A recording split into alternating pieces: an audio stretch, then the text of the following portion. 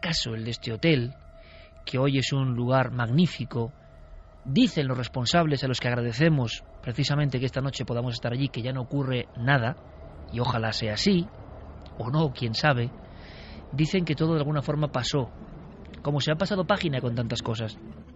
Lo sorprendente es que esta misma semana teníamos la noticia de que esta vieja historia se reabría. La historia del Hotel Corona de Aragón, oficialmente con una horquilla que luego intentaremos explicar entre 76 y 80 muertos, porque se habló también de algunos cuerpos sin identificar. Esta es una historia de esta noche de pura conspiración que muchos jóvenes conocerán por vez primera esta madrugada y se estremecerán con ella. Y también es una historia de misterio, porque, resumiendo, después de aquel incidente, algunas personas, leyenda urbana o no, quiero que lo descubréis con nosotros, aseguran que en sus habitaciones ocurren ciertas cosas. Y los testimonios además se han centrado en algunas de estas habitaciones en concreto. Es más, ha habido investigadores españoles que incluso, en un alarde de valentía, creyendo además que, por ejemplo, en una en concreto pasan muchas cosas, muchos sucesos, durmió allí una noche de aniversario, porque esto ocurrió entre el 11 y el 12 de julio, o al amanecer del 12 de julio de 1979. Fue una tragedia como nunca se había vivido en España hasta el 11M. Una tragedia con imágenes imborrables, con fotografías dignas de estar en la historia oscura de nuestro país, por desgracia. Esa misma mañana, la cadena SER, en Zaragoza, empezaba sus especiales informativos de esta forma. 71 muertos y 47 heridos, algunos de suma gravedad, es el resultado provisional de la mayor tragedia de los últimos tiempos ocurrida en Zaragoza, al provocarse un pavoroso incendio en el Hotel Corona de Aragón, establecimiento de 5 estrellas con capacidad para 300 plazas, entre los que se encontraba el nieto del anterior jefe del Estado, Cristóbal Martínez Bordiú Franco. Esta era la razón por la cual entre los ocupantes del hotel se encontrara también doña Carmen Polo, viuda de Franco, los marqueses de Villaverde y 2 de sus hijos más pequeños.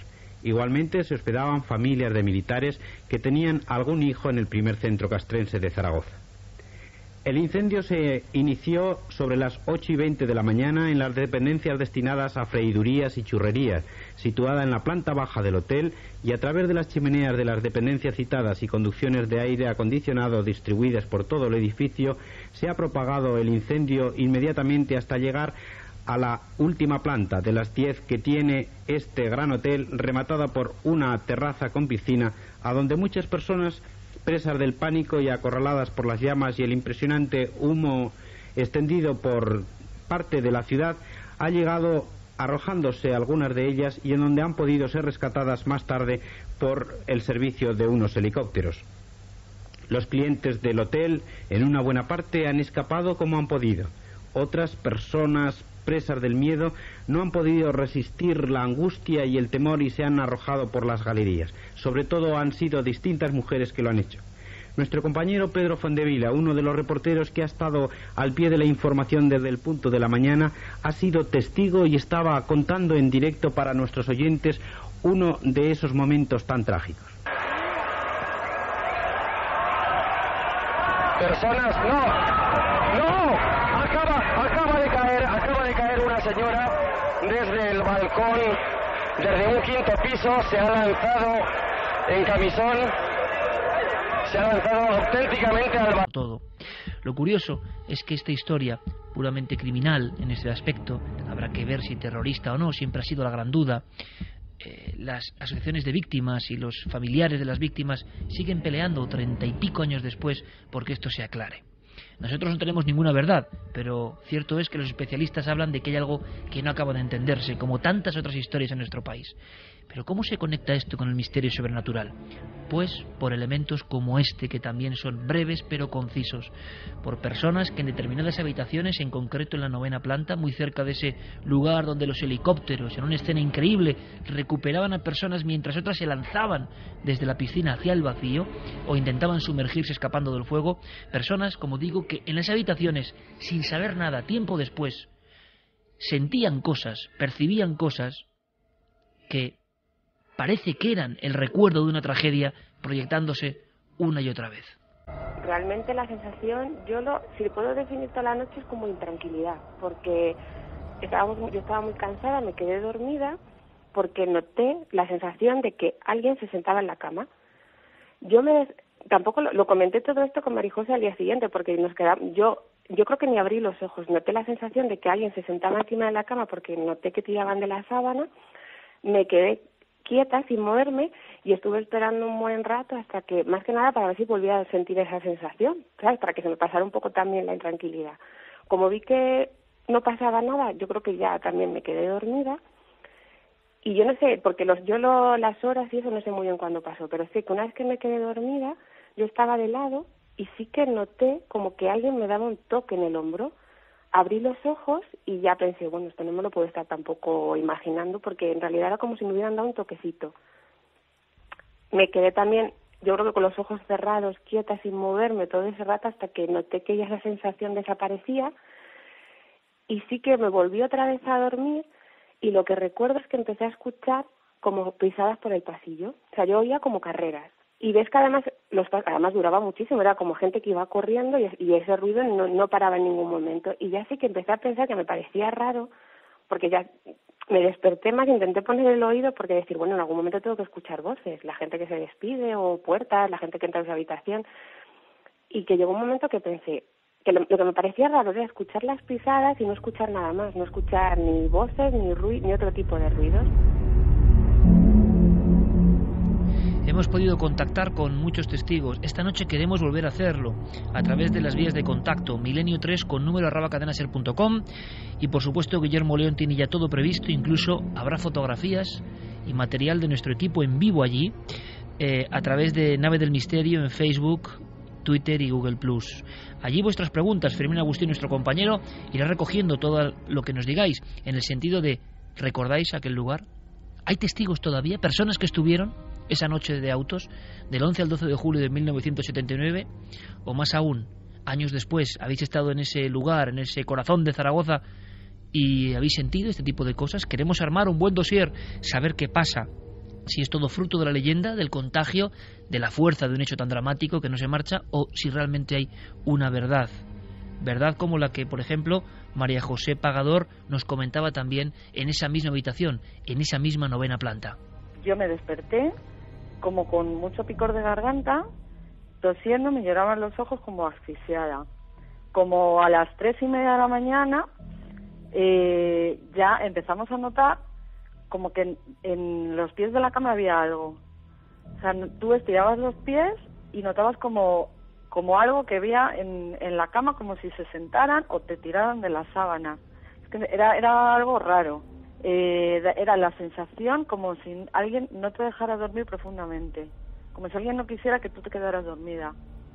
Por la mañana, cuando nos levantamos, la puerta del baño la habíamos dejado cerrada, y cuando entré yo en el baño, el olor, la llamé porque olía a una mezcla ceniza, algo que se había quemado, no te lo sé explicar muy bien.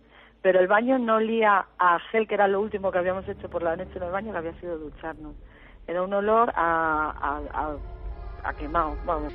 Carmen Porter y Javier Pérez Campos, a estas horas, a las 2 menos cuarto, en la 510 del Corona de Aragón. Carmen, Javier, buenas noches. Buenas madrugadas, Iker. Hola, Iker, buenas noches. El sonido llega perfecto, impresiona una vez más la cadena SER, pues haciendo sencillo lo que no es nada fácil. Con Yerey Martínez aquí, el maestro en los mandos técnicos, en los sonidos. Hoy es muy importante. Agradecemos que todo fluya para estar en ese hotel. Yo no sé qué se siente, porque la última noticia que me comentaba incluso Fermín Agustín casi a la carrera, antes de empezar, la última noticia que tenía de vosotros, que lleváis todo el día ahí, es que habéis hecho una serie de grabaciones de audio. No está siendo fácil la compresión del audio para emitirlo, y que os habéis llevado alguna sorpresa. ¿Nos podéis contar? Pues sí, que hemos dejado esta tarde en la habitación varios dispositivos, 2 cámaras de vídeo grabando en todo momento, 2 grabadoras digitales, una la que está en el iPad y otra grabadora de Javier. Las hemos dejado en la habitación, hemos cerrado esta, que hay que decir que todo el hotel está completamente insonorizado, las habitaciones. Nos hemos ido durante más de 45 minutos, hemos abandonado incluso el pasillo donde está la habitación 510, hemos bajado hasta recepción y allí hemos estado esperando para dar un tiempo a ver si se grababan esas voces que normalmente pues en los lugares que están supuestamente encantados aparecen. Luego hemos empezado a revisar la grabación del iPad, de mi mini iPad, y hemos encontrado que hay algunos ruidos extraños. No sabemos a qué se deben. Algunos sí que parecen que son portazos de alguna habitación cercana, porque hay que decir, y esto sí que es una casualidad, Iker, ese 12 de julio de 1979, este hotel, ahora Meliá, antes Corona de Aragón, estaba lleno de militares. Hoy estamos rodeados de militares. El hotel está lleno de esas personas, en este caso americanos. Los hemos visto incluso con el uniforme y nos ha sorprendido la visión. La sincronicidad, ¿no? Totalmente, totalmente. Pero ha habido algo que os ha extrañado, según me comentabais. Sí, nos ha extrañado porque parece que se oye una especie de explosión en algún momento y también una serie de voces muy bajitas que se cuelan por el momento solo en este dispositivo. No hemos tenido tiempo de revisar todavía las grabaciones de las cámaras para comprobar si es algo que también se ha grabado a nivel visual. Con lo cual, Iker, tendremos que hacer, después de esta emisión, mucho trabajo de análisis para ver en qué formatos hemos podido grabar esas voces, esos susurros que se escuchan, e incluso una especie de que nos ha helado la sangre. Sí, porque sé que os ha impresionado y que no es normal, y además que siempre se hace una primera batida esperando que no ocurra nada. Vamos a ver si a lo largo de la noche podemos, Fermín, Agustí, compañero, de alguna forma, Geray, todos unidos, poder sacar de nuestro sonido, que es muy difícil hacerlo de una forma óptima por las diferentes, digamos, formas de compresión del sonido y hacerlo en tiempo real. Pablo, nuestro técnico aquí, Iker, sacar ese audio para que lo podáis escuchar a lo largo de la noche. Perfecto. Una cosa más, antes de que Santi y Javier nos cuenten un poco, nos abran el libro de esta historia, ¿no? Y por qué sigue siendo un misterio hoy. Pero para tener todos los puntos y todos los miembros de este equipo en acción, Javier Pérez Campos, compañero, ¿por qué la 510? Bueno, pues es algo que preguntábamos precisamente ayer en una reunión que manteníamos con el director del hotel, a quien agradecemos además especialmente esa apertura de puertas, ¿no? Esa forma de, permitirnos entrar e investigar en esta habitación 510. Luis Sánchez, nuestro agradecimiento desde luego, porque además nos ha confesado ser un seguidor del programa. Pues precisamente hablando con él, yo le preguntaba, le hacía esa misma pregunta, ¿no? ¿Por qué la 510 y no cualquier otra? Y él decía que no sabía muy bien por qué, pero parece ser que esta es la habitación en la que a mediados de los años 80 se aloja un grupo de azafatas de la compañía aérea Aviaco. Ese grupo de azafatas son las que de alguna forma dan la voz de alarma. Ellas esa noche son testigo de esos pasos que se escuchan cuando no hay nadie en el pasillo, de esos olores como a ceniza, como a quemado, y de esas experiencias que de repente ocurrían en mitad de la noche sin explicación alguna. Así que de alguna forma hay muchísimos testimonios. Ahora comentaremos incluso algunas cosas, porque en Internet hay testimonios de antiguos trabajadores del hotel que decían cosas como que, por ejemplo, esta habitación en la que estamos ahora mismo era una habitación que no se entregaba, que se procuraba no entregar a los clientes, a no ser que estos lo pidieran expresamente o el hotel estuviera completamente vacío. Luego vamos a hacer una descripción exactamente en la siguiente conexión de cómo es esa habitación. Parece que Luis Sánchez y otros trabajadores de ese hotel, como Carlos Burgués, nos han comentado, y luego escucharemos a alguno de ellos, que en los últimos tiempos no tienen conciencia ni noción, que sí creen que hay un proceso de leyenda urbana. Nos da la impresión de que esto es que va más atrás en el tiempo. Precisamente una de las azafatas de Aviaco comentó la presencia de una figura, y la descripción era tremenda, de un hombre que en mitad de la noche observaba y se despertaba.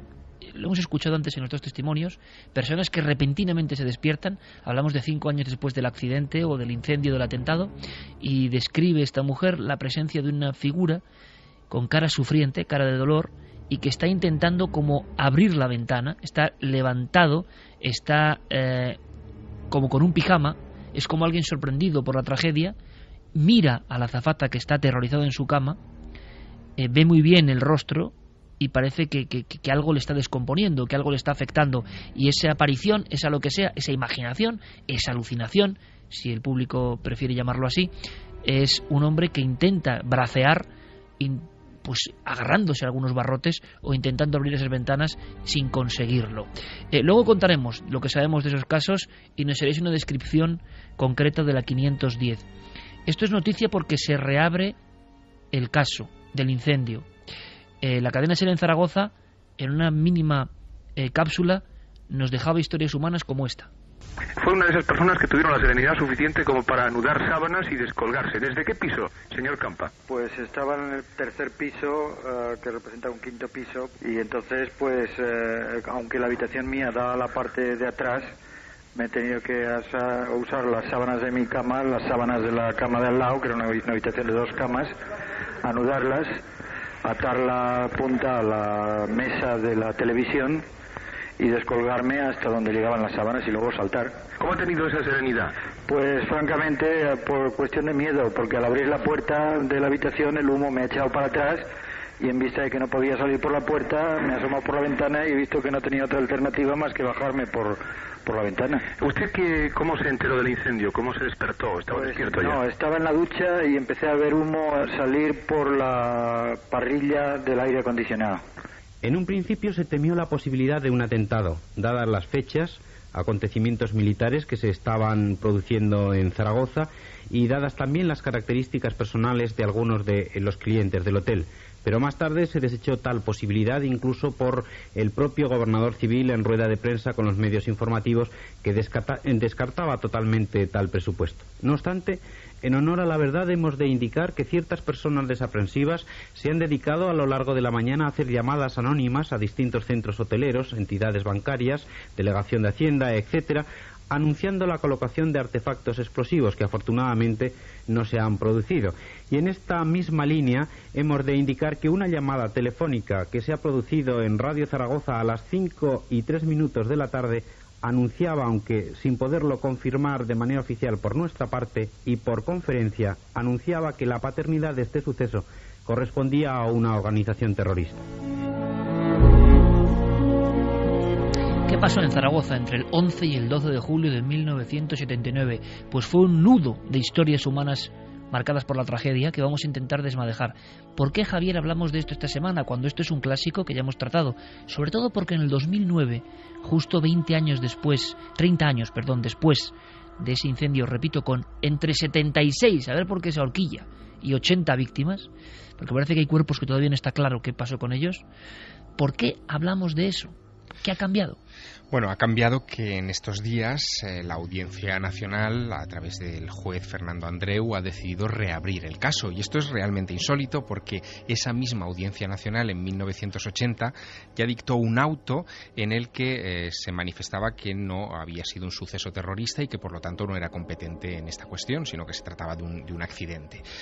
Ahora lo que ha ocurrido es que en 2009, como tú muy bien apuntabas, el Tribunal Supremo reconoció a una de las víctimas mortales de aquel incidente, a María Concepción García Llorente, y le dieron entonces la medalla a su familia de la Gran Cruz Real, de la Real Orden del Mérito Civil. A partir de aquella concesión de la medalla se abre un campo porque en aquel informe se decían cosas sorprendentes. En aquel informe de 2009 se llegó a afirmar que el incendio se había desatado a partir de 3 focos simultáneos. Que es la gran novedad, ¿no? Exacto, es la gran novedad. Y que incluso se había detectado, en fin, había información para sostenerlo, la presencia de napalm, es decir, que fue un incendio evidentemente no casual, no accidental, no provocado por la churrera que era la fuente original y, en fin, un poco la explicación oficial, sino que se había tratado de algo muy organizado. Y ahora, en 2013, este juez...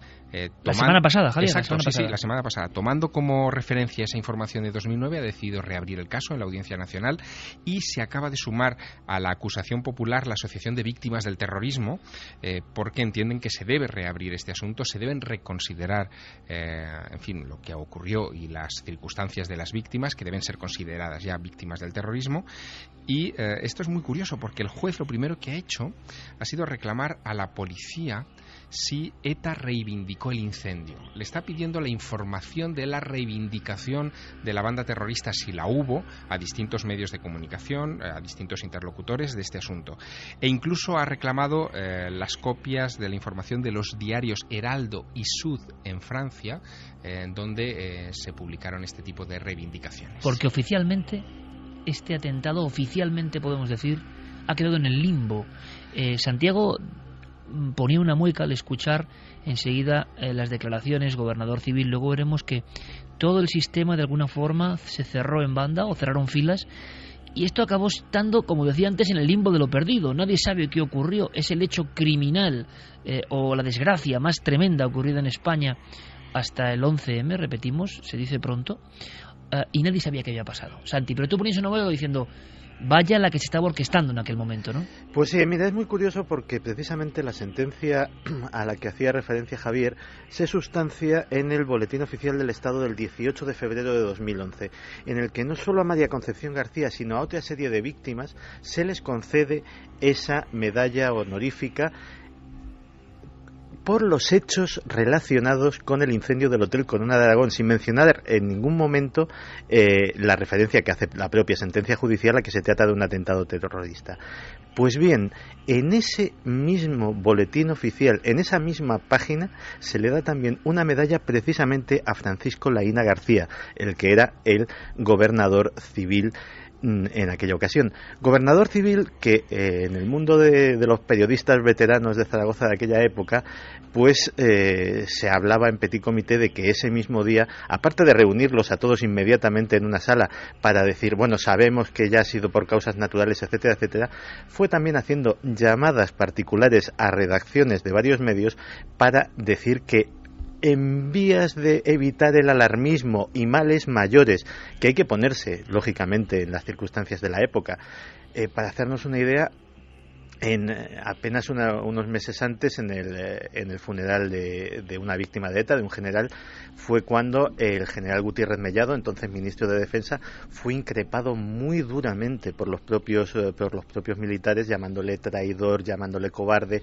Estamos, Santi, en la época más dura casi de la transición o del proceso inicial de la democracia, y por eso este atentado siempre tendrá, y luego vamos a escuchar voces a ese nivel, diferentes posibles autorías si es que es un atentado, y algunas realmente fantásticas en lo extraño, ¿no? Hay un dato importante, ha dicho Javier Sierra Napalm, y quizá no todos estemos familiarizados con el término, sí que nos suena a Vietnam, pero en el fondo es acelerador de ese fuego, es decir, que en diferentes zonas del hotel había trazas de un elemento que había acelerado la combustión, el fuego, la tragedia, pero luego no se aclaró quién estaba detrás. Y hay un abanico que habla, por supuesto, de ETA, la principal organización terrorista de aquella época, el FRAP, mucho más desconocida, dice Santi con un gesto hay que descartarlo, luego hablaremos. Estaba desmantelada en aquella época. Y también se habla de la propia ultraderecha del momento, que quería motivar una reacción de inmediatez y de venganza incluso en los militares. Es increíble porque son, si os dais cuenta, amigos, teorías de la conspiración, certeras o no, que encajan como un guante con lo que se ha dicho, por ejemplo, del 11S, es decir, un autoatentado para reaccionar. Todo eso se va gestando en un edificio tremendo en el centro de Zaragoza. Un edificio que tenía capacidad para 300 plazas. Por desgracia había familias y muchos niños también, aparte de militares. Para ellos nuestro recuerdo. Y yo no sé cómo será, para hacernos una idea, una fotografía. Nuestros compañeros en Zaragoza están ahí, Carmen. ¿Cómo será, cómo es, cómo se siente uno en esa habitación que quizá a nivel de hotel, y mira que tenemos historias de hoteles, si nos da tiempo esta noche igual podemos hablar del extraño incendio de los almacenes Arias, aunque no es un hotel, es una historia con edificio anterior y con tragedia, o el último incendio con misterio en España, donde dicen, por cierto, que en el mismo lugar, hoy ocupado por un gran centro comercial, siguen pasando algunas cosas que no entendemos muy bien. A mí me lo han confesado trabajadores de allí. El Windsor, ¿os acordáis? Es decir, incendio de gran estructura, misterio, historia y conspiración van dados de la mano. Pero esa habitación 510, donde la azafata de Aviaco denuncia de alguna forma una visión tan clara, una figura tan clara de alguien que parece que está reviviendo la escena de aquella noche de julio del 79, ¿cómo es hoy? Carmen, ¿cómo es hoy? Pues mira, Iker, según entras por la puerta tienes una especie de pasillo justo a la izquierda queda el baño. Si está cerrada la puerta, tiene 6 cristaleras y debajo el resto es de madera. Abres esa puerta y hay una estancia. Escuchamos unas voces ahora de fondo que no Sí, es nuestro técnico que se está comunicando con Madrid. Vamos a ver si ahora mismo. Perfecto. Tenía algunos problemas para pasar los audios. Es que yo no hay problema, estamos trabajando, estamos casi siendo invitados indiscretos a una investigación más profunda. Entonces cualquier sonido, cualquier cosa, lo vamos explicando en vivo, no pasa nada y es la fuerza de la radio en directo. Además, pero aquí es que yo estaba oyendo es un susurro, que se están metiendo voces. Claro, no, es que este hay una voz metálica de fondo, ¿no? Perfecto, cuéntanos, Carmen. La habitación luego es una habitación bastante rectangular, tiene una cama de grandes dimensiones, tiene un papel bastante antiguo, moqueta, una habitación que en un principio parece muy agradable. Tiene algunas cosas de la época, por ejemplo, unos grandes paneles de madera decorados ampliamente y dorados con bastantes volutas, un espejo de grandes dimensiones encima de la cabecera de la cama con otro más pequeñito con un marco dorado que lo encuadra. Y en un principio sería una habitación normal. Me comentabas agradable. que en los ventanales o en las terrazas pasa algo que es curioso porque es un recuerdo de todo eso que ocurrió, ¿no? Claro, porque fíjate, por supuesto todo el interior fue remodelado por completo porque se vio casi reducido a cenizas este hotel, pero sí bien es cierto que la estructura se reparó, pero no se cambió.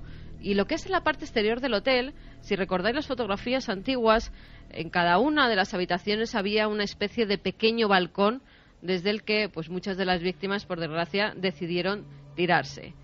Esos balcones hoy en día ya no existen, pero para no cambiar lo que es la estructura del hotel, esos ventanales han sido cerrados con cristales que hoy en día tienen una manija cerrada con llave, porque si abriéramos esa manija caeríamos al vacío. Por línea interna, y hoy es uno de esos programas que a uno le gusta hacer porque hay muchas intercomunicaciones y todo está en vivo.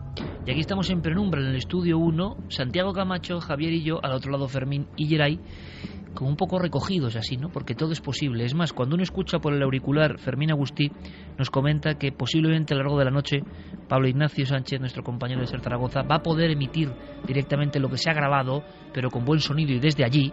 Vamos a ver, dice Fermín, recemos casi, ¿no? Para que el sonido sea bueno, pero vamos a intentarlo y porque nos gustaría mucho esta noche lo que se va grabando ir emitiéndolo. Guillermo León en tiempo real estará emitiendo también esos documentos. Podéis comunicar con nosotros, Facebook, Twitter, La Nave del Misterio, también en Google Plus y milenio3.com. Queremos recabar más información. Quiero que ahora... Dime. Mira, os estaba escuchando antes la conspiración. Yo tengo aquí unas noticias del Heraldo de Aragón, 10 de julio de 1994, en la que ya se hablaba de que el fuego se propaga con rapidez y además dan 3 puntos estratégicos. Incluso dicen dónde empiezan. En el 94. En el 94, dónde están ubicados esos fuegos. Uno es debajo de un sofá, otro en el piano y en una salida de humos. En Napal, de nuevo vuelve a surgir esa palabra y además saben cómo está puesto y de qué manera lo han hecho. Dice que cada artefacto estaba compuesto por una botella en la cual se introduce gasolina... ¿Has dicho artefacto? Artefacto. Así es como lo pone en el Heraldo de Aragón ese 10 de julio de 1994. Dice que estaba compuesto por una botella en la cual se introduce gasolina que se gelatiniza, se le introducen también nitrato amónico y se le aporta magnesio, lo que se conoce como napalm a 4%. Bueno, pues ahí tenemos datos que son realmente sorprendentes. Y que vienen no solo del Heraldo de Aragón, sino avalados por un ingeniero, por Luis León, que fue en su momento el que hizo este informe, al que no se le prestó demasiada atención en 1994. Sin embargo, sus conclusiones son las que parece que sustentan ese informe del Tribunal Supremo del año 2009. Quiero conectar... Además, sí, es que Carmen. dicen que la conclusión es que se ha producido un atentado, pero no se sabe quién es el causante de ese atentado, a pesar de que al día siguiente, después del incendio, en varios medios de comunicación, sobre todo de la ciudad de Zaragoza, hubo muchas llamadas en las que tanto ETA como el FRAP se atribuían el atentado del Hotel Corona de Aragón. Vamos a hacer una cosa, porque vamos a ir vagando de un lado a otro. con las dos caras de una misma moneda quizá, conspiración y misterio.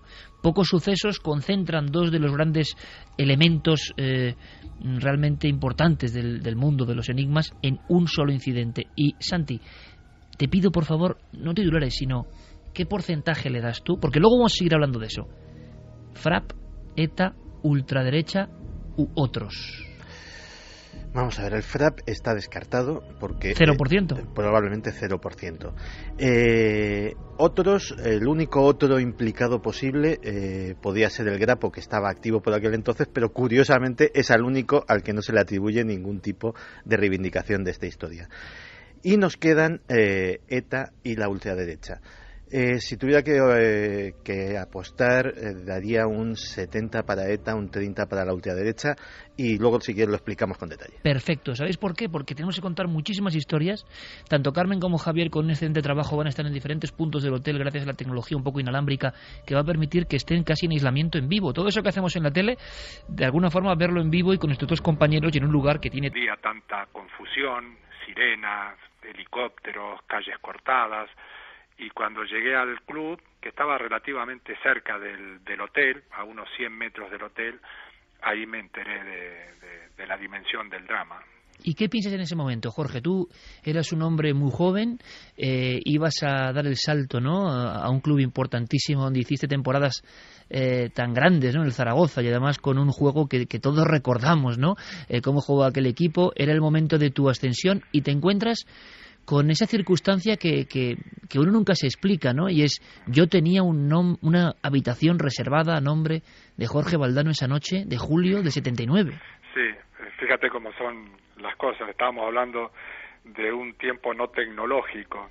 Toda mi preocupación era la de contactar con mi familia en Argentina para decirles que estaba bien, porque en un primer momento se me dio como desaparecido.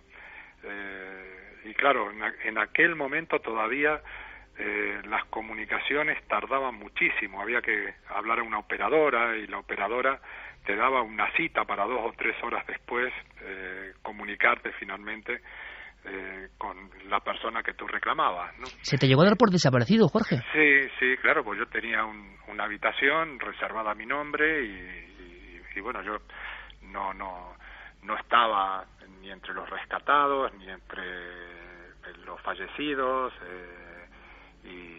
y hubo un momento en donde saltó un teletipo en donde se me dio por desaparecido y yo temblaba por la posibilidad de que ese teletipo llegara a Argentina. Pero después, una vez solucionado ese problema más doméstico, ya me centré más en la suerte de mi compañero. Y hay una imagen que me ha quedado para siempre grabada en la retina.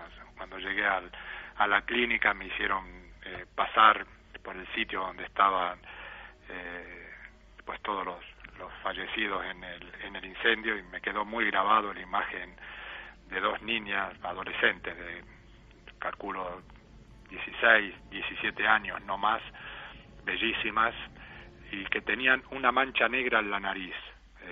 Era la única seña del incendio. Las 2 murieron por intoxicación y bueno, parecían dormidas, francamente, ¿no? Pero claro, ahí había más de 80 personas, ¿no? De vez en cuando se ha coincidido, ¿no?, volver a ver esas imágenes, ese momento. Hay incluso personas que se lanzan al vacío. Para ti tendrá otro significado, Jorge, ¿no? Porque ¿qué enseñanza te da a ti el Corona de Aragón, ¿no? En el sentido de decir, qué gran suerte, ¿no? Sí, exacto, sí. Me sentí muy afortunado ese día. Efectivamente, en un primer momento se habló de que el foco del incendio había sido en la cocina y que desde ahí se había extendido, pero la velocidad con la que se extendió resultó siempre sospechosa.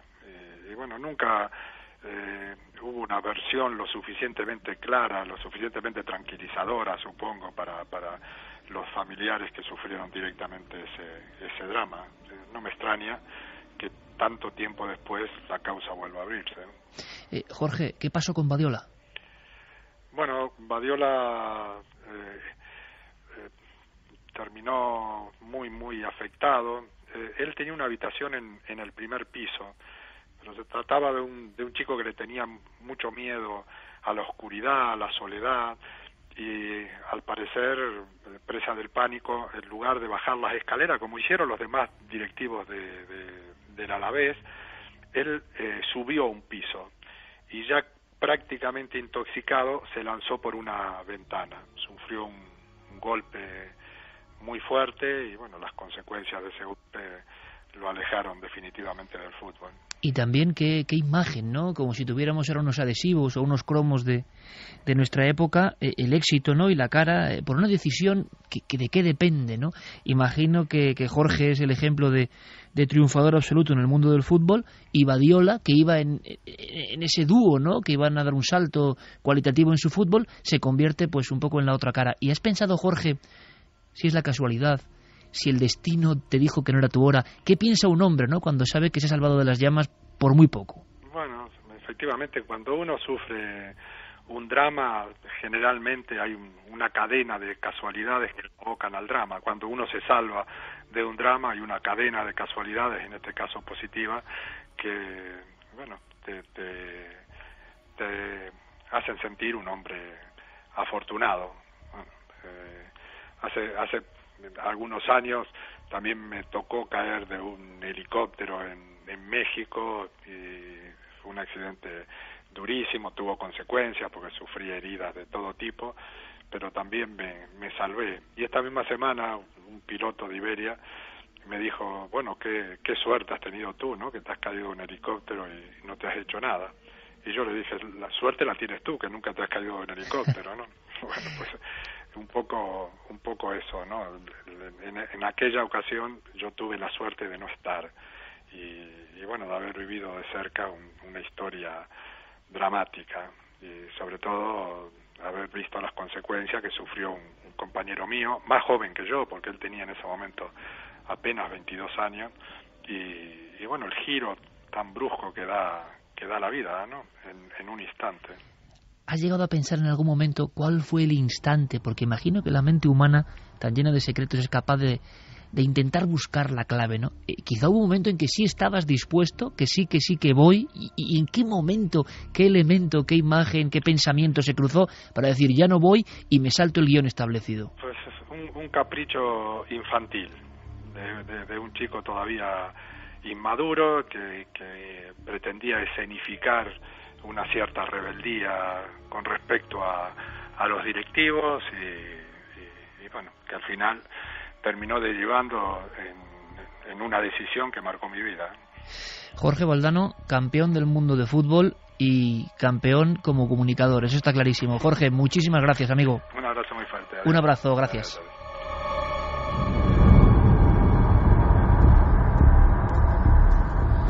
2:16. En la noche del 11 al 12 de julio del 79, con 80 muertos en el Corona de Aragón, había una llave y una ficha que ponía Jorge Valdano. Había una habitación vacía. Esa noche hubo una habitación vacía. Esto nos da que pensar, hasta la próxima conexión inmediata casi con nuestros compañeros que creo que tienen novedades. Esta breve entrevista con el gran Jorge Valdano, la vida de qué depende, ¿no? Es un juego de azar constante. ¿Cómo es posible? Él tenía que estar allí y su vida hubiese cambiado radicalmente. Se salvó en el último momento. ¿Qué pasa aquí? Se salvó, además, lo ha dicho, por un capricho, ha dicho textualmente infantil. Sí, señor. Quizá deberíamos leerlo bajo la óptica de una reacción instintiva. Cuando uno está en esas fases en las que se deja llevar por el primer soplo de viento, es decir, por la inercia, no por el pensamiento, no por la reflexión, no por lo racional. Lo racional hubiera sido que Jorge Valdano hubiera ido esa noche al hotel, hubiera descansado. Firmaban el contrato de su vida en aquel momento. Exacto, y hubiera firmado el contrato al día siguiente en las dependencias del Club Deportivo Zaragoza, pero no lo hizo así. Se dejó llevar por el instinto y fue el instinto lo que le salvó. La verdad es que como testimonio y como lección es tremenda. Santi, y luego la otra cara, ¿no? Alguien que va a hacer el contrato de su vida, que le ocurre eso, se lanza al vacío, Badiola, medio intoxicado, y claro, la vida ya se trunca de inmediato, ¿no? la casualidad, la racionalidad, la irracionalidad. Creo que es un testimonio de primer nivel, pero es que hay muchos. Creo que nuestro compañero Javi Pérez Campos, por cierto, tenía uno, aunque sea en píldora, que es tan brutal, que conecta además dos grandes misterios, los alfaques y el Corona de Aragón. Javi, ¿es así? Sí, efectivamente, esa noche, esa mañana, una de las escenas que se encontraba uno de los periodistas de EFE, enviado desde Navarra, Aurelio Bautista, se encuentra un hombre que va casi llorando por los aledaños de este hotel, diciendo que no iba a volver a casarse. Entonces Aurelio, este periodista, se le acerca, le pregunta qué es lo que ocurre, por qué va diciendo eso y por qué está tan destrozado, y él dice que él había perdido a su mujer y a su familia en el accidente de los alfaques y que después se había vuelto a casar, y justo el día que se cumplía el primer aniversario y un día de ese accidente, de esa gran tragedia del camping de los alfaques, perdía a su nueva esposa. Y es que esa noche, Iker, hubo muchísimo espacio... Su esposa quemada, como si hubiese salvado el fuego en una primera ocasión y volvía otra vez a... Una vez más, el fuego truncaba su matrimonio. Hubo también casos, Iker, de milagros ese día. Por ejemplo, una mujer que decía que había salido esa mañana temprano para ir a ver a la Virgen del Pilar, y cuando regresaba al hotel se encontró con esa escena. Y es por eso por lo que se salva. Y otra de las tremendas fatalidades que ocurren ese día y que también dicen mucho, ¿no?, del auténtico drama que se vivió aquí, es el caso de una niña pequeña que sus padres lanzan desde el balcón del 7º piso, pensando que no puede salvarse de otra forma, la lanzan a la lona de salvamento de los bomberos, con tan mala suerte que la niña cae al suelo y muere instantáneamente. Solo unos minutos después, los bomberos consiguen entrar en esa habitación y salvar ilesos a esos padres.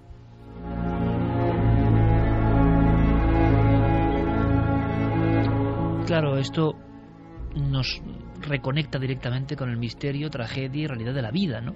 Que pensamos que siempre está ahí permanentemente y tiene escenas que hay personas que han vivido, y quizá esta noche hay personas que han vivido esto.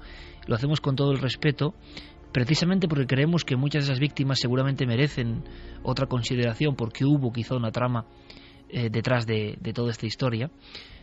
Y yo espero que no les siente mal que indaguemos en un clásico de los misterios españoles, porque son muchos los testigos que hablan de misterio. Estamos oyendo un sonido que está entrecortando la información, pero espero que nos respete. Creo que tenemos, Carmen, la posibilidad, vamos a ver si es posible, ojalá, valga la redundancia, de escuchar esas grabaciones. Sé que no será fácil porque hemos hecho varios intentos, pero ¿se puede hacer algo en este momento, Carmen? Sí, creo que ya estamos en disposición de escuchar una de ellas. Vamos a ver si... Bajamos la música, Yeray, aquí en el estudio central de la cadena SER. Sí, para que llegue sobre todo el sonido perfectamente. Vale, ¿puedes orientarnos, Carmen, porque aquí sí que es necesario, no para condicionar a nadie, sino porque son tantos los procesos que si no va a ser imposible. Más o menos radiografiarnos qué es lo que se oye. Nosotros no llegamos a entender ninguna palabra. Ya te digo que ha sido todo investigación en vivo. Estamos casi en directo, Iker, sacando los audios, y creo que se han grabado muchas más cosas. Pero como te decía... En ese periodo, en esa primera grabación, parece que se han grabado más cosas. En esa primera grabación, ya sabes que las psicofonías hay que hacerlas en espacios muy cortitos de tiempo. Pero en este caso hemos decidido cerrar la habitación, dejarla aislada e incluso salirnos nosotros para que no hubiera ninguna intromisión que pudiéramos hacer incluso de nuestras respiraciones, nuestros pasos. Con lo cual se han quedado además perfectamente aisladas tanto las cámaras como las grabadoras. Y en alguna de ellas, como te decía, en mi iPad en concreto, se han introducido una serie de sonidos a los que no logramos dar una explicación. Es lo que vamos a escuchar, ¿no? Eso es. Venga. Este es el primer sonido que vamos a escuchar.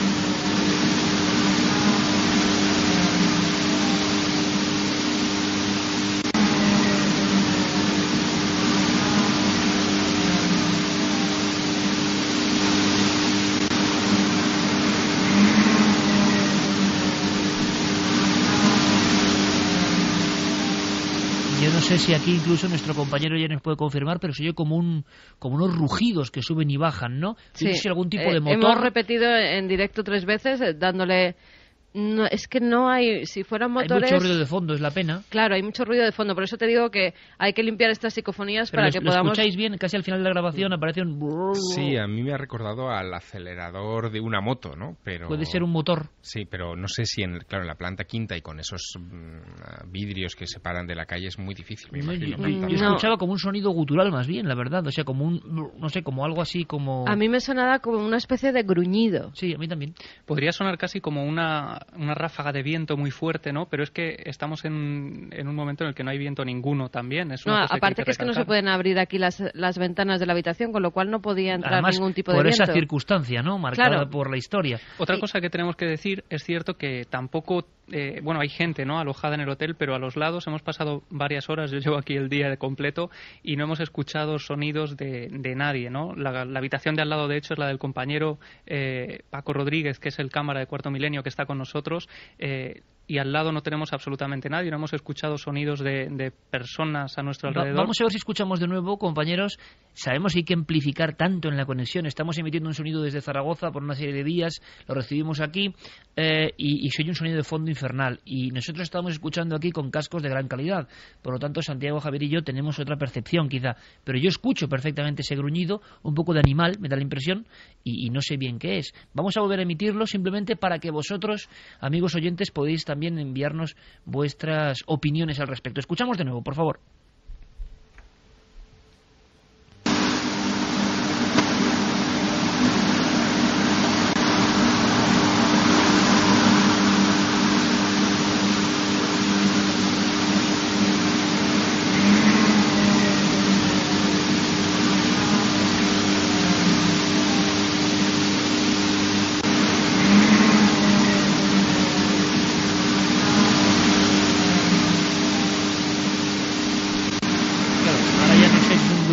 Muy tremendo, o es un motor, o que mira, ¿qué por Twitter están diciendo que parece, y eso nos ha parecido también nosotros en un primer momento, una sirena antigua de ambulancia o de bomberos. A nosotros en un primer momento yo te digo que nos ha parecido algo que nos recordaba por lo menos a eso. ¿Y por qué dices que hay más novedades? Sí, tenemos más grabaciones que se han obtenido en ese iPad de Carmen. Tenemos 2 más que nos han resultado por lo menos interesantes y que si quieres podemos escuchar. Bueno, ¿están ya disponibles incluso? Sí, las tenemos aquí ahora mismo. ¿Y podéis contarnos, podéis adelantarnos algo?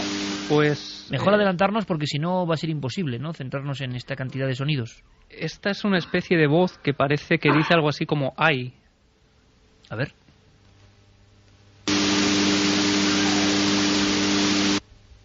Yo lo escucho perfectamente. Geray en estos momentos me confirma. Ahí estaba. Esta se escucha muy bien, es muy clara. Se escucha muy bien y me he puesto los pelos de punta. Parece una niña o alguien simulando voz de niña. A mí esta no me parece una niña. Hemos obtenido otra que también parece un sonido que es más infantil. Espera un momento, Carmen, por favor, porque esto me parece tremendo. Además, hay un momento que hacía mucho tiempo que no íbamos a línea 3. Es Santi en su lugar, Javier poniéndose los cascos, todos escuchando. Espero que como la mitad de España o más. Quiero volver a escuchar este ahí y que me comentéis, por favor. De nuevo, Geray, por favor.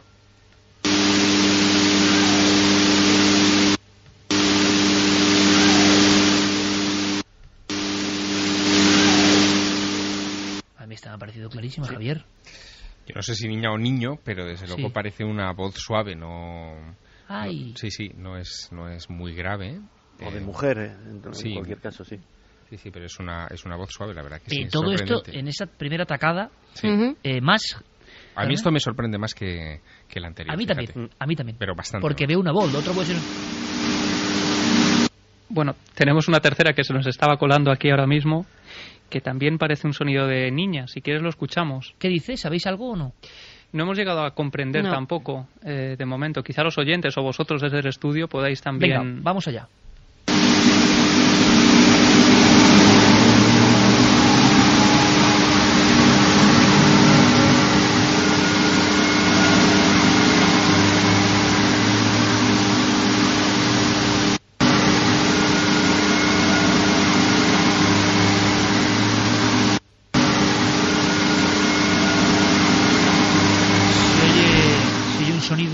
como metálico, pero más de fondo. Yo lo digo menos clara que las otras, y además con un nivel de ruido muy alto, es muy difícil, muy complicado. Claro, pero la segunda digo que habría que limpiar estas intrusiones, porque sí que se oye. Mira, a mí esa de voz de niña me parecía como un ay como antes, pero como si se fuera alejando, como si alguien estuviera cayendo por el vacío y el eco fuera haciendo que se va precipitando y se va perdiendo la voz de la niña. ¿Dónde estaba la grabadora en ese momento? Pues mira, la hemos dejado encima de la cama, precisamente para que no tuviera ruido ni por debajo ni por encima, para que estuviera lo más aislada posible.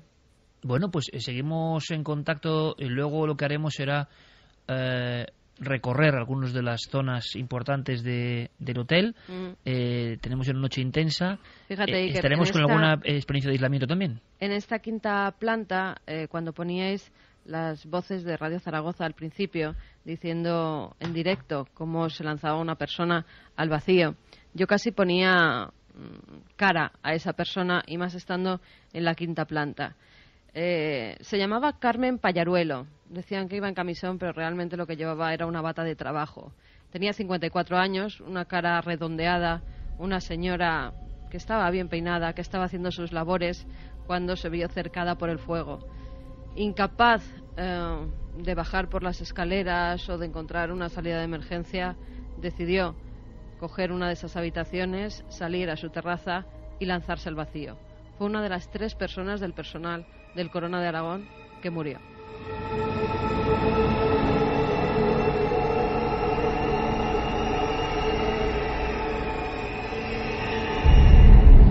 A las 2:29 esta ficha sonora, ¿no?, de Carmen, que nos ha dejado con la sangre helada, sinceramente, porque esa fotografía tiene un nombre, como todas las historias y dramas tienen un nombre. Y además, Javi, Carmen, creo que habéis hecho un experimento que hay que imaginarlo, ¿no? Estar escuchando todo esto allí, porque eso ha pasado allí, no es una película. Eso ha pasado allí, esas emociones se han quedado concentradas o no, están allí. Habéis logrado proyectar, con una cámara que proyecta, las imágenes para documentar todos los hechos en una pared del propio... Bueno, en la propia pared de la 510, ¿no? Y tiene que ser una experiencia visual... tremenda, ¿no? Viajar en el tiempo con la propia pared del hotel. Repetir el agradecimiento a todas las personas, al director, a Luis, que nos ha dejado pues estar en esta estancia y hacer todo tipo de pruebas, y también a la dirección de la cadena Meliá, porque nos ha dado el permiso para que aquí podamos retransmitir este programa de radio en vivo, y también para que pudiéramos ver esas imágenes que, como bien decía, sí que eran una cámara de vídeo que proyecta esas imágenes antiguas en blanco y negro.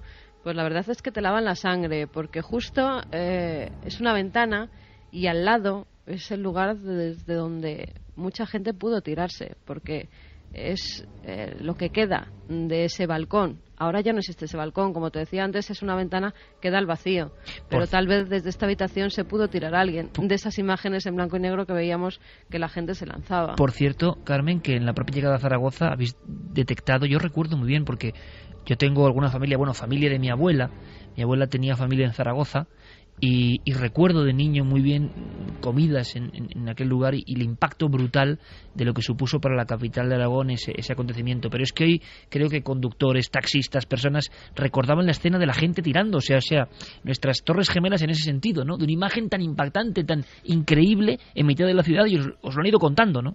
Sí, la verdad es que el taxista que nos traía a este hotel recordaba perfectamente, tenía 20 años en la época y trabajaba muy cerquita de aquí, tenía que pasar todos los días por la puerta del Corona de Aragón, y él recordaba cómo la gente se lanzaba, eran escenas tremendas. Nos decía que claro, que todo se quedó en la retina de todos los habitantes de Zaragoza, sobre todo porque algunos de ellos eran niños. Hay que recordar que esa noche y esa madrugada el hotel estaba completamente lleno, incluso hay periódicos de la época que decían que estaba tan lleno de gente porque precisamente tenían que jurar la entrega de los despachos a cadetes y oficiales esa mañana, el día 12.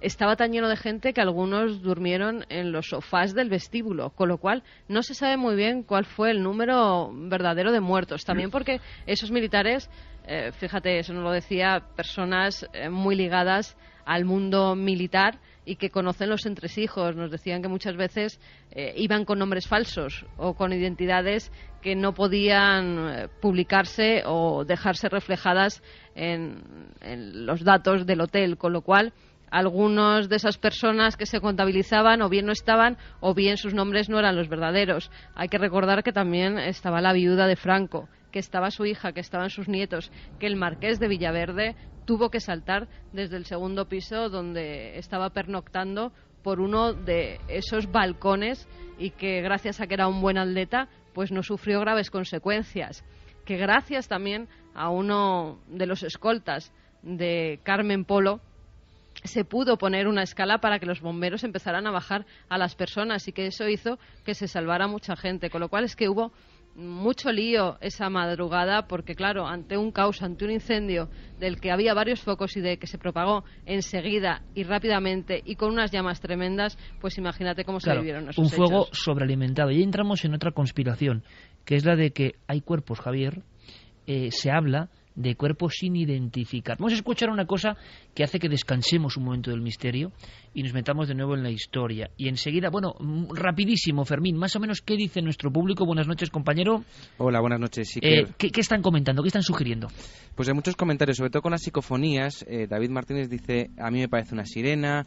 Hay gente que dice que es como un lamento, gente quejándose. Esther, por ejemplo, dice, a mí me pareció como una campana, como una campanilla que se usaba para llamar al servicio, de esas pequeñas y doradas. Manu dice, a los pelos de punta, se escucha un ay claramente. El ay sí parecía claro. Ponyboy dice, en la segunda grabación se oye la voz de una mujer y en la tercera la de una niña alejándose. Siliane dice, este último sonido me parece gritos de terror mezclados con otros sonidos. Bueno, es curioso lo que escucha la gente. Luego continuamos, Fermín, es decir, una primera aproximación, ¿no? Parece, a mí, me ha impresionado mucho la del ay. Vamos a hacer una cosa, compañeros, para de nuevo reentrar en la conspiración pura y dura. Un nuevo pequeño fragmento, archivo de la cadena SER, que se decía oficialmente esa misma mañana de julio del 79. Mientras, en otro orden de cosas, desde Madrid llegaba el director general de Turismo, más tarde lo haría el ministro de Sanidad, el de Comercio y Turismo, quienes han visitado a los enfermos recorriendo las distintas instalaciones hospitalarias por donde estos estaban repartidos. Y en una improvisada rueda de prensa, el propio ministro de Sanidad respondía a alguna de las cuestiones de los periodistas. En absoluto, en absoluto. Esto, según las noticias que tenemos, ha sido simplemente un hecho fortuito que puede ocurrir en cualquier edificio y que no hay por qué relacionar con ninguna otra circunstancia. Elegante como siempre, Javier Sierra ha puesto una sonrisa que podría ser casi la sonrisa etrusca, y Santi Camacho ha hecho un gesto que mejor no voy a reproducir porque él es el conspiranoico, ¿no?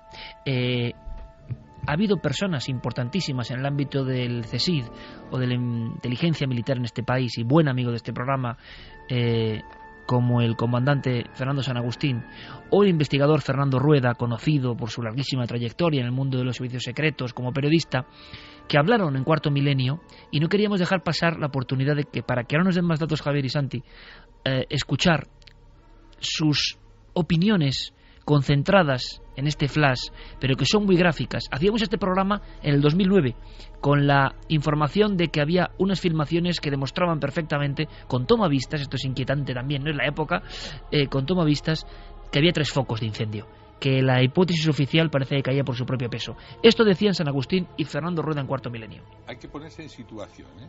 En aquel hotel había una serie de militares importantes, pero sobre todo estaba la viuda de Franco. De buena a primeras, todo el mundo descartó, como todo el mundo tenía que descartar, que allí hubiera podido haber explosivos, porque es verdad que la señora de Meirás no llevaba la protección tan intensa que llevaba su difunto marido, pero llevaba protección, y allí no se podía meter un explosivo. Entonces la gente dice, no se reivindicó, pero si hubieran matado, afortunadamente no fue así, a la señora de Meirás, a toda su familia, ETA lo hubiera reivindicado. Es verdad que hay unas reivindicaciones por teléfono, pero no hay que creérsela porque, claro, lo reivindica de ETA y luego lo reivindica como el FLAP. El FLAP hacía ya unos cuantos años que estaba prácticamente acabado, o sea que no tenía mucho sentido. Ese año, el 1 de enero, había entrado la Constitución en vigor, lo cual había sentado fatal a la extrema derecha que en aquel momento era muy fuerte y muy poderosa. unos días después mataban al general Ortín. Ese general era muy querido y por primera vez se vio por las calles de Madrid como la disciplina militar no funcionaba, sino que se producía un enfrentamiento, insultos y hasta intentos de atentado contra el vicepresidente del gobierno, Manuel Gutiérrez Mellado. Es que es alguien organizado el que lo lleva adelante. ETA siempre reivindica todos y cada uno de sus atentados. Aquí ETA no lo reivindicó. Sin embargo, hubo alguien que llamó al Heraldo de Aragón a decir que era ETA, porque quería que se pensara que era ETA los que lo habían cometido el atentado. ¿A quién podía beneficiar que murieran todos aquellos militares? Alguien de extrema derecha. A ellos les beneficiaba, porque lo que pretendían era que el ejército se levantara y que diera un golpe de Estado. Compañeros, un drama tremendo en vidas humanas y, como siempre, en el mundo de la política, cuando no queda nada claro, en el mundo de la investigación y de la conspiración, posibilidades completamente enfrentadas y con igual número de misterios, ¿no? Y es posible que nunca lleguemos a saber la verdad. Fíjate que antes, previamente al programa, lo hablábamos Javier y yo, es que ni siquiera cabe la posibilidad de que se desclasifique algo. Esto no es la CIA, esto no es como en Estados Unidos. Aquí no ha habido una junta que se ha reunido para poner tierra sobre el asunto. Simplemente alguien descolgó un teléfono y dijo, esto no puede ser un atentado. Pero desde luego lo fue, y no solamente por lo que dice el Tribunal Supremo, es que desde las primeras instancias, concretamente el juez se llamaba Santiago López Legasa, que fue el primer juez de instrucción civil por la causa simplemente de un incendio, se inhibió del caso para pasarlo a la jurisdicción penal porque él ya mismo vio indicios más que suficientes de que aquello había sido un sabotaje, de que aquello había sido un atentado, y sin embargo efectivamente desde lo que son las instancias gubernamentales, gobiernos de UCD, del PSOE, del PP, han negado sistemáticamente la posibilidad de que esto fuera un atentado. El único, el gobierno del PP, que fue el que dio esa indemnización a las víctimas, omitiendo que fuera por causa de un atentado. Les daba casi por una cuestión de gracia, no especificaba la causa. Pero la verdad es que para las dos opciones, digamos la que defendía nuestro compañero Fernando Rueda y la que defendía el comandante San Agustín, hay argumentos. Por ejemplo, yo he oído a muchos expertos decir que ETA no tenía ese modus operandi, que ETA jamás había empleado napalm, y se olvidan de que eso no es cierto. El peor atentado reconocido como tal hasta los atentados del 11M, que fue el del centro comercial Hipercor, fue con napalm. El artefacto explosivo llevaba adosado un depósito, un bidón de 200 litros de líquido inflamable mezclado con escamas de jabón y pegamento que formaban un pirogel, que formaban un napalm de fabricación casera y con el que se pretendía no solamente hacer el mayor daño posible a las víctimas, sino provocar una reacción en cadena de incendios en los otros coches que había en el aparcamiento. De hecho, el humo denso, el humo negro, ese que impedía respirar, impedía ver... Ese que algunos testigos dicen sentir o recordar tantos años después, ¿no? Pues es exactamente el mismo que vemos salir de las bocas del aparcamiento de Hipercor en las imágenes de la época. Por otro lado, tampoco es cierto que... Bueno, pero hay una cosa que no se entiende muy bien, Javier, yo creo, Santi, que es ¿y por qué no lo reivindica ETA cuando ha reivindicado todos eso los iba atentados, yo precisamente, ¿no? Ahora. Es que tampoco es cierto que las llamadas al Heraldo de Aragón o las llamadas a los medios locales de Zaragoza fueran las únicas que hubo con reivindicación de ETA. Hubo una llamada a Radio Bayona, una llamada a la que se le dio muy poquita publicidad y que coincide precisamente, esto sí, con el modus operandi de reivindicación de la banda armada de la época, que era precisamente reivindicar los atentados a través de medios de comunicación del País Vasco francés. Esa llamada siempre se queda al margen, digámoslo así, de todas las versiones oficiales, siempre no se recoge, pero esa llamada existe y esa llamada se... Lo que pasa es que ETA como organización terrorista en su época nunca lo ha reconocido tampoco, ¿no? Una llamada simplemente anónima vale para... ¿Así se reconoce simplemente? No sé, me parece que por eso hay ese limbo, ¿no? Porque si no, no hubieran tenido problema tampoco en decirlo. Y luego está la contrateoría, que también es curiosa, de un... Fijaos bien, un autoatentado, están diciendo en el fondo, para enervar a la cúpula militar que se reúne allí algunos miembros de ultraderecha, engañan con la posibilidad de ETA, pues para incendiar, nunca mejor dicho, los ánimos, ¿no? En cualquier caso, la explicación oficial de la época, la que apareció en los recortes de prensa que cualquiera puede consultar en estas fechas en la hemeroteca, se aceptó de manera bastante natural por las circunstancias que estaba atravesando este país, que creo que a veces olvidamos, ¿no? Tú piensas que un año exacto antes fue el accidente de los Alfaques, el 11 de julio del 78. Es el mismo día. Fueron 243 muertos, es decir, que la cifra es muy, muy notable. Pero es que un año antes de los Alfaques, el 27 de marzo del 77, se produjo el accidente de los rodeos. 583 personas fallecen. Éramos un país acostumbrado, entre comillas, a la tragedia. Es que 77, 78 y 79 son 3 años en los que las portadas de los periódicos de este país están llenos con una cantidad de dramas que son difícilmente... Los años de plomo. Exacto, son difícilmente asumibles en nuestra perspectiva actual. Y yo creo, Javier, esto es muy interesante y haces muy bien este clip periodístico, muy difícil de imaginar para mucha gente joven que ahora nos escucha. ¿Cómo eran esos años, no? Muy difícil de imaginar. No había las medidas de seguridad que hay ahora, por ejemplo, en los hoteles, que se implementan a raíz de este tipo de incidentes. Los servicios de emergencia funcionaban de otra manera.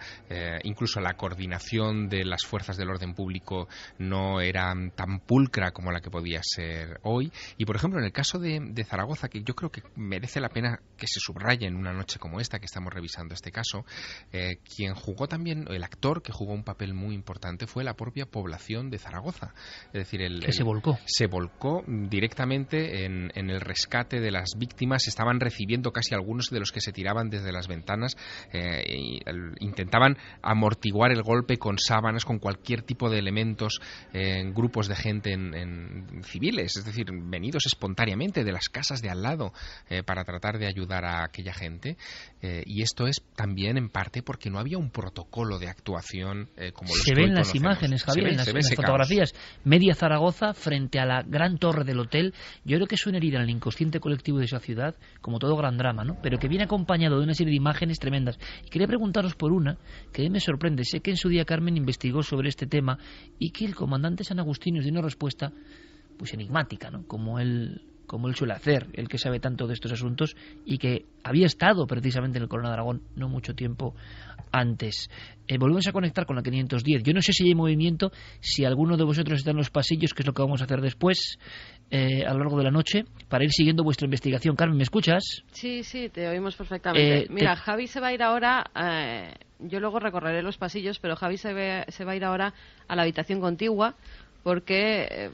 al parecer, pues en estas habitaciones 510, 511, 512, según los testimonios que hemos podido ver, es donde más se concentran pues ese tipo de sucesos de los que hablábamos. ¿Y va a poder hacer experiencia de aislamiento y vamos a poder conectar con él? Exactamente, vamos a poder conectar con él. Él se va a ir solo, va a llevar un micrófono inalámbrico y va a poner también, por lo que pueda pasar, una cámara que grabará en Night Shot.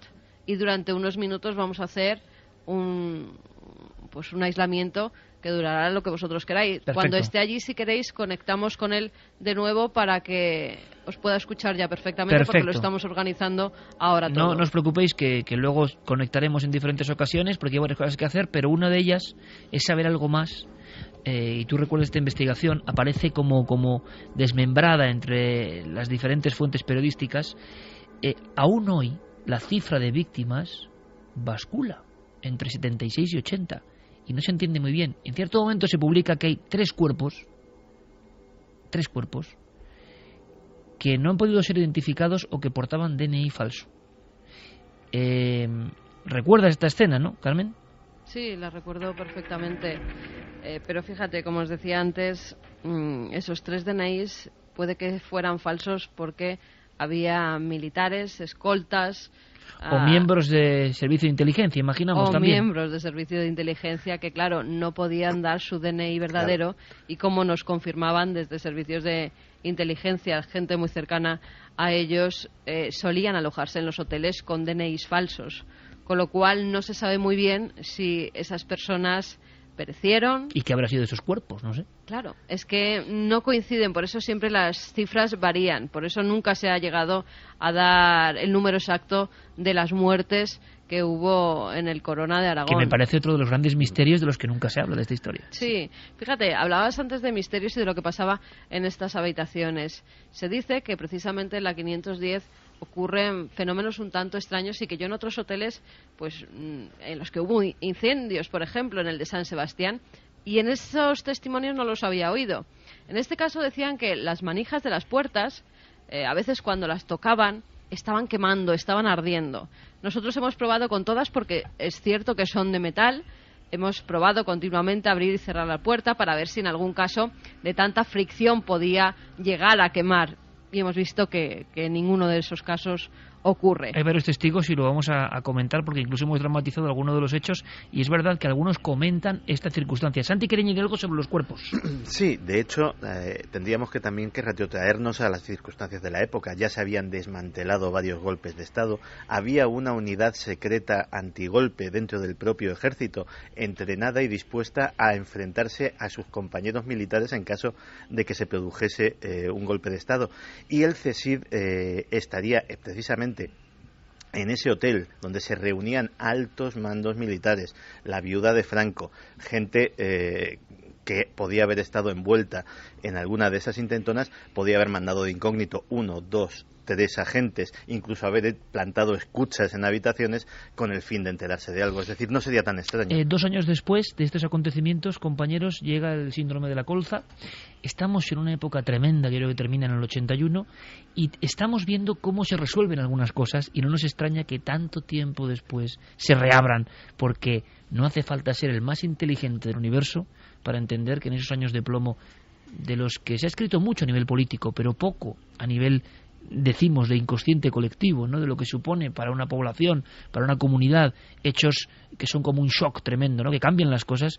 Se ha escrito poco en torno a los secretos reales que hay de fondo, pero nos damos cuenta de que por la vía rápida se resolvían las historias. Por eso, por ejemplo, cuando hay un misterio tipo Belmez, no nos tiene que extrañar nada que se pegue el carpetazo pero a los 2 segundos, porque era el modus operandi made in Spain. O sea, seguro que en otros países también, pero aquí estábamos muy acostumbrados. Sobre esas trazas que en el lugar donde están Javier y Carmen esta noche en comunicación permanente tienen que estar todavía. Puede haber marcas, quién sabe, ¿no? Hay puntos concretos donde eso surgió. Es la voz de Javier Pérez Campos, que estará, imagino... Creo que ya puedes conectar con él, que ya está en la otra habitación. Le dejamos un momento que vaya haciendo sus preparativos, que vaya tranquilamente preparando sus cosas. Ahora conectaremos. Escuchamos antes a el comandante San Agustín, simplemente dando el último dato sobre, para que tengamos todos los componentes de lo que pasó en ese lugar, sobre ese material extraño que se encontró, que en el 2009 de alguna forma se convierte en el epicentro de una serie de investigaciones para que todo esto se reabra. El tan traído y llevado napalm.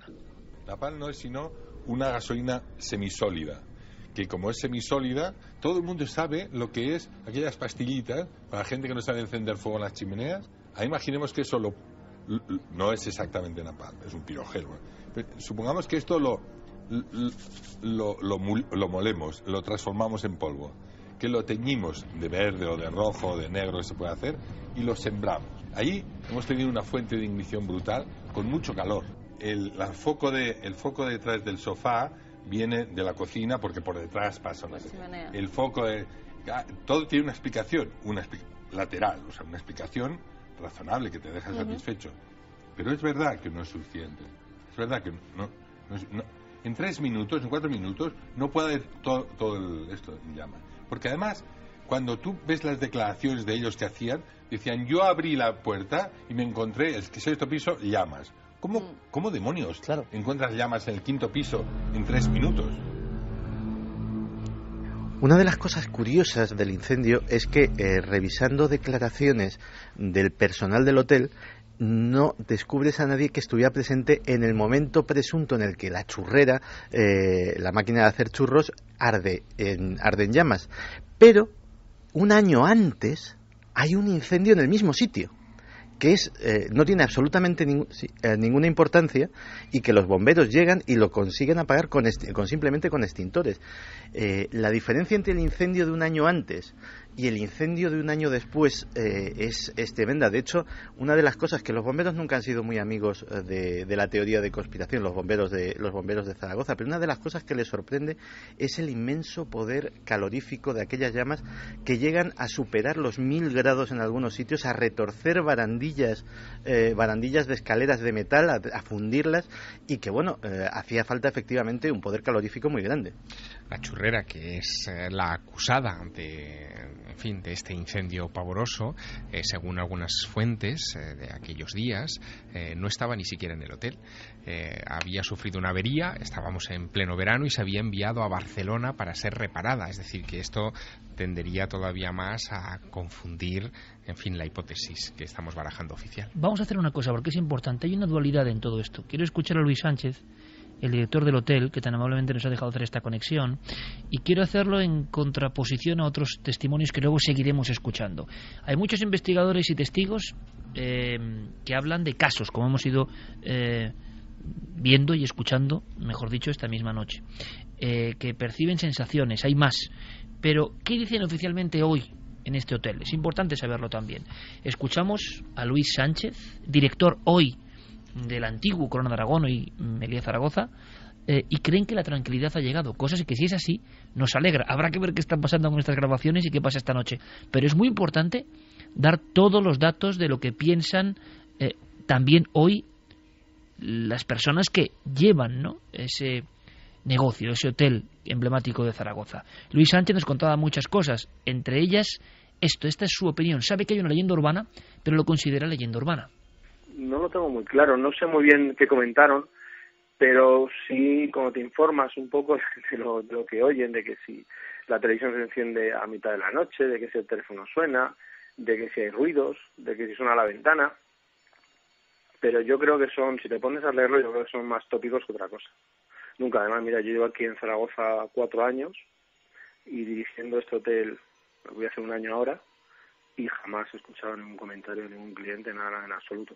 En absoluto, y además te puedo decir que es una de nuestras mejores habitaciones, es una Union Suite, y se ocupa asiduamente. O sea, no es de esas habitaciones que digas, no ocupo, en 3 meses no la ocupo, no, es una habitación que se ocupa a la semana 1 o 2 veces. Pues dicho y anotado queda, porque para la dirección del Corona de Aragón hoy, o del antiguo Corona de Aragón, no pasan estas cosas. Ahora, ellos también están, imagino que deseosos de saber por qué una leyenda urbana, si es un mito moderno, nace en su hotel, tiene que ver con la tragedia o no, y se reproduce con una fuerza tremenda incluso en las redes sociales hasta hoy mismo. Luego continuaremos viendo más escenas, más testimonios y más investigación en vivo. Pero si os parece, terminamos esta primera parte del dossier con testimonios, con cuestiones, con preguntas a través de las vías de contacto. Fermín. Pues Rubén Martínez Campos nos dice: este verano mi pareja y yo nos hospedamos en la habitación 510 sabiendo la leyenda de este sitio. Fueron 2 noches y puedo deciros que la sugestión fue muy impresionante. Por suerte o por desgracia no pasó nada extraño. Eso sí, la entrada en la habitación fue de película. Yo cerré la puerta sin meter la tarjeta para que se encendieran las luces. El grito de los dos fue de terror. Nos costó mucho dormir esa noche, pero lo logramos. Pero esto es muy interesante. ¿Por qué, Javier? Porque alguien que va incluso con la sugestión tiene la gallardía de contarnos, y es lo bonito y lo serio, que no pasó nada. Es decir, que a veces solo la sugestión no genera los fenómenos, ¿no? Desde luego, la sugestión no basta, pero fíjate, yo llevo toda la noche dándole vueltas, y va a ser un pequeño apunte en este fragmento de los oyentes, llevo dándole vueltas a otra cosa que sucede a pocos kilómetros del hotel, que es Belchite, que en el fondo también es otra impregnación, otra supuesta impregnación, otra cinta donde se repiten ruidos, historias, etcétera, y que tiene mucho que ver con lo que estamos hablando. Y con tragedia. Y con tragedia, sí, sin duda. Seguro que el paralelismo tiene algo más que la casualidad, seguro. Darvos nos decía: algunos conocidos míos aseguran que se escuchan pasos en los pasillos y al salir no había nada de nada. Además nos comentaba también en otro tuit que en la discoteca del hotel la sal de la descalificadora se volvía negra sin explicación alguna. Hemos hablado con Carlos Burgués, responsable de esa discoteca del Corona de Aragón en su día, y nos ha explicado que había una serie de fenómenos, pero creen que perfectamente explicables, ¿no? Ahora, la leyenda y el mito ha perseguido fuertemente cualquier acontecimiento anómalo en el hotel, claro. También Silvia nos comentaba: he estado 1000 veces en la cafetería del hotel y paso a diario por la puerta, pero vamos, ni muerta me quedo a dormir 1 noche en el hotel.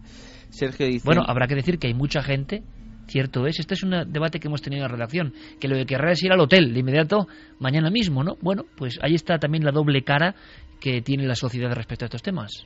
Mucha gente comentaba la foto de la gente arrojándose al vacío. Por ejemplo, Sergio dice: no olvidaré nunca la foto de aquellos balcones arrojando personas a la muerte. Esa foto aún grita en muchos oídos.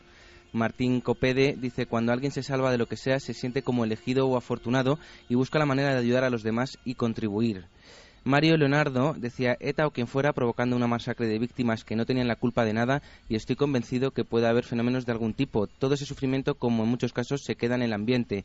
Llámalo sugestión o como se quiera, pero hay algo raro. Decía Javier Sierra que la sugestión no vale. Nosotros continuaremos también con otros contenidos y permanentemente pegados a ese viejo hotel Corona de Aragón, hoy Meliá Zaragoza, donde ocurrió, ¿no?, el incendio con mayor número de víctimas en nuestro país y que sigue siendo un misterio sin resolver. Las personas siguen asegurando que ocurren muchísimas cosas. Y hemos dejado claro que hay una conspiración grande, o por lo menos hay teorías que no acaban de cerrar la historia, no es un caso cerrado, y que la noticia era cómo la audiencia reabre la historia del Corona de Aragón, porque desde luego tiene misterios que siguen sin resolver. Como siempre ha sido un placer, Santiago Camacho, compañero. Mañana nos vemos, Mañana nos vemos sin duda alguna. Mañana sí. Yo me quedo aquí, estaré muy atento a lo que hacen nuestros compañeros y os informaremos puntualmente. Pero descanso merecido, y sobre todo Javier, que sigue con su gira, y yo no sé cómo aguanta el hombre. Este tour es más que el Tour de Francia, el de Javier con el Maestro del Prado. Te mereces un descanso, compañero. Bueno, menos mal que está la Semana Santa y aquí descansamos. Gracias. Gracias, Javier, como siempre, compañero.